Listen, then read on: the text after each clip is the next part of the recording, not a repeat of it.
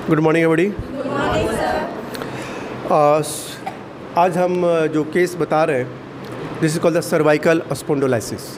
It is very very common और physiotherapy में, और यह हम कह सकते हैं कि फिजियोथेरेपी से ही इसका ट्रीटमेंट और इसका उपचार संभव है।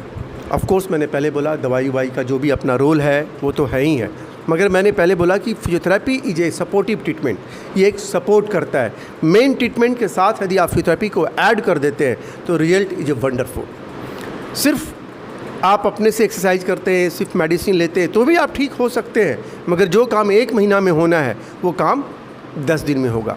तो physiotherapy is a supportive treatment, जो कि ट्रीटमेंट जब मरीज़ दवाई और कुछ चीज़ लेता है तो उसके साथ जिसको में ऐड करते हैं तो उसका टाइम बचता है, उसका पैसा बचता है और उसका एनर्जी लेवल भी बचता है। तो सर्वाइकल स्पॉन्डिलोसिस, सर्वाइकल आप लोग सबको पता है, this is the cervical area, है ना। इसको दिखाएंगे, आप इधर रहिए, इधर से लेंगे तो आप बीच बीच में फोकस कर सकते हैं। This is the cervical area, आप देख रहे होंगे, है ना, क्योंकि यहाँ पे 7 वर्टिब्रा होता है, राइट। 1 2 3 4 5 6 7 से सर्वाइकल, फिर बाद में थोरेसिक होता है, फिर लंबार होता है, सैक्रल होता है, ऐसे करके हो, ठीक है। तो सर्वाइकल में 7 बोन होते हैं। ये bone generally there are multiple causes, but generally एक ओल्ड एज जैसे जैसे पेशेंट होता है तो जो बोन का जो वर्टिब्रा का जो शेप होता है डेफिनेटली वो डिस्टर्ब हो जाता है, थोड़ा मोड़ा होना ही है नेचुरली। जैसे कोई कपड़ा पुराना होता है तो वो अपना शेप को लॉस करता है, अपनी इलास्टिसिटी को लॉस करता है। उसी प्रकार से जैसे जैसे आदमी का एजिंग होता है तो उसका बोन, मसल्स, जो भी सराउंडिंग का लिगामेंट्स, वो उसमें डिस्टर्बेंस आती है। तो वो डिस्टर्बेंस आने के कारण जो एक वर्टिब्रा दूसरे वर्टिब्रा के बीच में एक जो डिस्टेंस होता है, this is a intervertebral disc.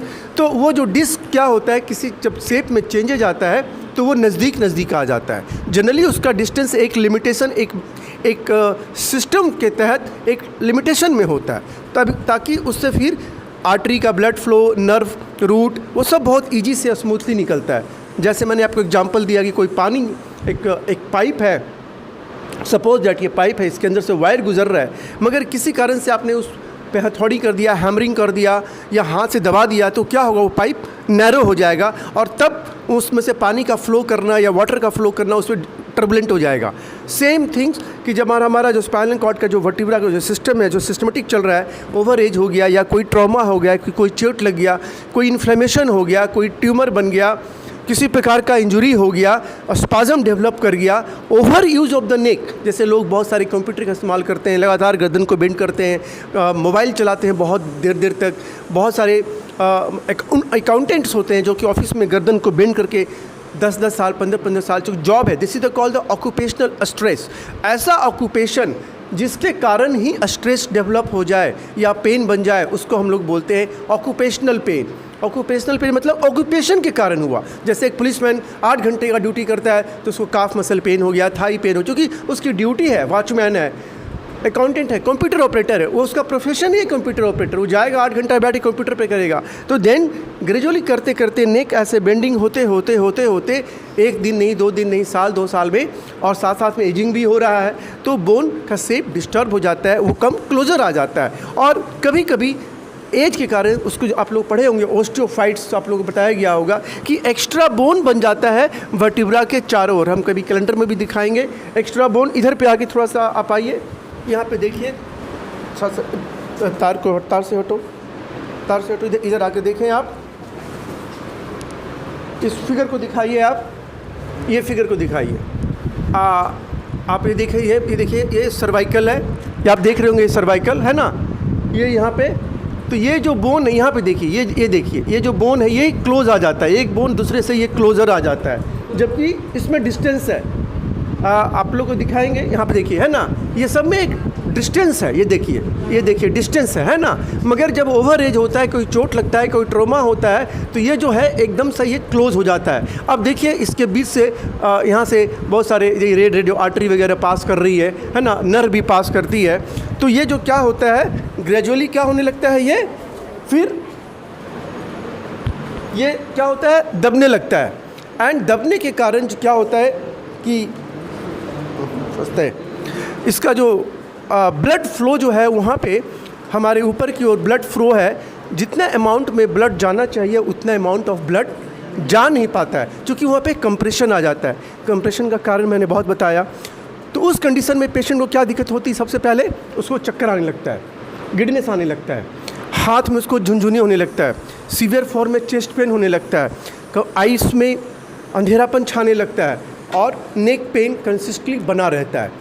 आप ऑफ कोर्स दवाई देंगे, एंटी इन्फ्लेमेटरी देंगे, एनाल्जेसिक्स देंगे, ऑइंटमेंट देंगे, उससे पेशेंट को आराम ज़रूर मिलेगा, नो डाउट। लेकिन जो बोन क्लोज आ गया है, जो बोन कंप्लीट क्लोज आ गया, वो दूर कैसे होगा? जब तक वो दूर होगा नहीं तो उसको जगह नहीं मिलेगा, रूट को, अदर जो वस्कुलर स्ट्रक्चर जो पास कर रहा है उसको जगह नहीं मिलेगा, तो ये प्रॉब्लम बना ही रह जाता है। तो वहाँ पे दिस फिजियोथेरेपी सर्वाइकल ट्रैक्शन, मैंने पहले बताया condition and case is very important, मैं हर बार बोलता हूँ कंडीशन के हिसाब से, वहाँ काफ़ी यूज़फुल है एंड ग्रेट रिजल्ट। तो आप ये देख रहे होंगे, इसको दिखाइएगा सर्वाइकल। अब आप सीधा हो जाइए, सर्वाइकल ट्रैक्शन है, इसको आप लगाइए पेशेंट को, नहीं तो इसको लगाइए।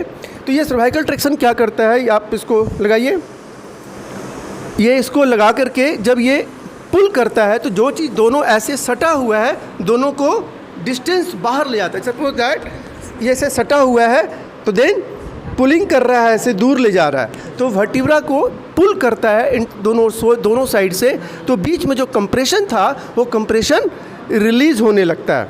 तो यहाँ पे देखिए, ये बहुत सिंपल है और वाइडली इस्तेमाल होता है हर हॉस्पिटल में, हर फिजियोथेरेपी क्लिनिक में, हर जगह आपको दिखाई देगा ये।